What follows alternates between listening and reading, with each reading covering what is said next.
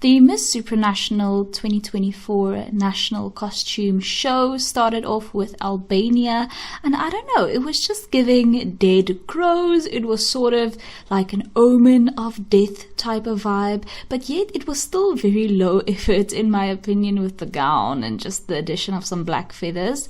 Then there was Argentina. I thought her costume was fine, but the sun on her torso straight up looked like cardboard. It was also a flag costume, which you know is a little bit cliche.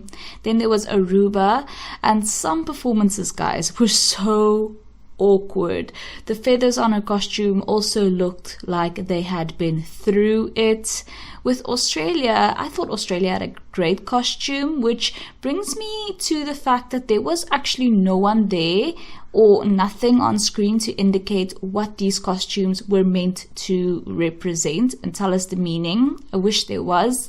Then there was Bangladesh. She looked like, I don't know, an old 1920s woman in an evening gown. This is the type of look that I was getting from Bangladesh.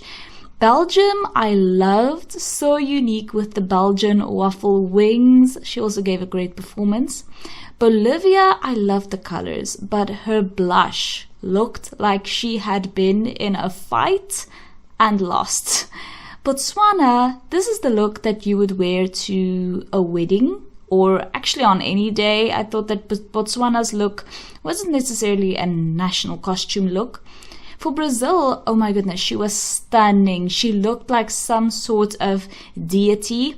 Canada, again, I'm sure this is a reference to something, but to what? I would have loved someone to be there to explain, or for a little title card to come up on screen to tell us, just give us a little hint of what this is supposed to be.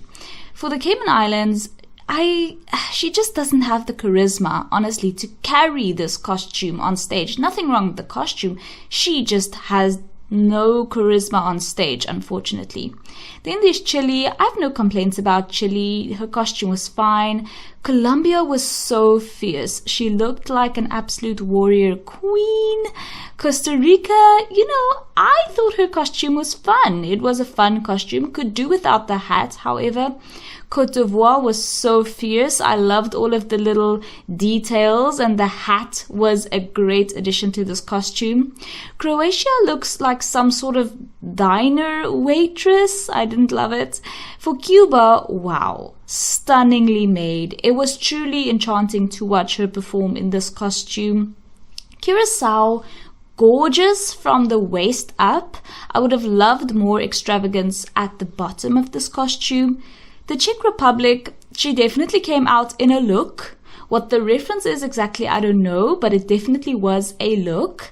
Denmark, you know what, whatever this is, I love it. So extravagant, so beautiful. Dominican Republic, the flag in her headpiece ruined it a bit for me. I thought this was a lovely costume. Would have been better without the flag. Ecuador, her performance was so strange that it actually distracted from the costume. El Salvador is so cool. The boots, however, needed some sparkles too. Finland, guys, why does Finland always insist on being boring? Is this supposed to represent a bowl of oatmeal? Because that's what I'm getting. Germany, she came out in a cute little soccer outfit, not much to say about it. Gibraltar, I'm not mad at. It's a very pretty costume. Ghana came out looking like someone's rich auntie at a family wedding. Guatemala, I'm not sure. The flowers, I think they have a purpose, but there's no one to tell us what that costume represents, so we'll never know. Haiti is basically in an evening gown look with a headpiece. Honduras walked like me 2 days after leg day, but it was a cool costume.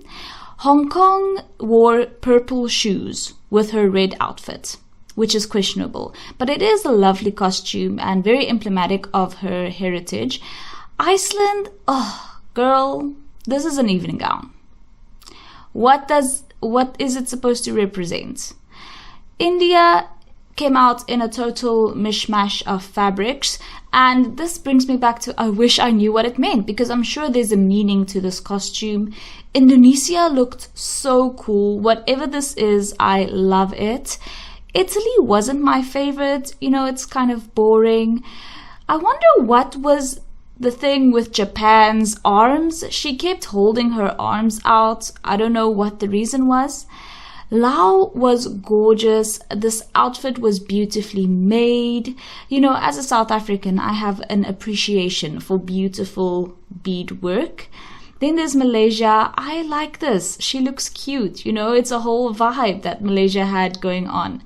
Malta, you know my aversion to high-low styles in skirts, but she put in the effort, you know, and the details were definitely there. They were definitely pleasing. For Mexico, it was a very cool and interesting costumes. Her legs were on show, like to the max, which I think enhanced the costume. She has beautiful legs.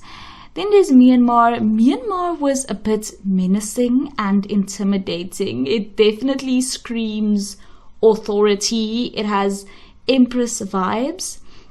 For Nepal, I love the bedazzled shoes, but the rest is unimpressive, unfortunately. The Netherlands, it was a good costume in concept, but it definitely fell flat for me.